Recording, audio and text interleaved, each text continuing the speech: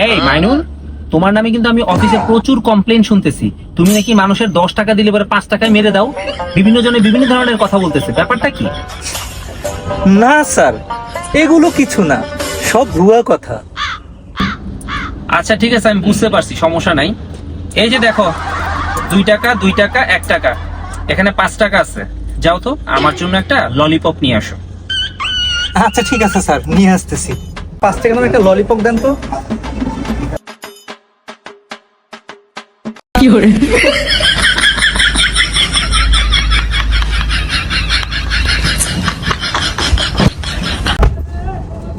Sir নেন, আপনার জন্য ললিপপ।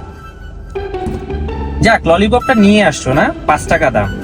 আচ্ছা মাইনুল, তুমি আমাকে বলো তো, এই 5 টাকা থেকে তুমি কি কোনো টাকা মারতে পারছো? দেখো তো, মানুষের মাথায় কোনো বুদ্ধি নেই, ভাঙতি টাকা দিয়ে দিলেই তো হয়ে যায়। এত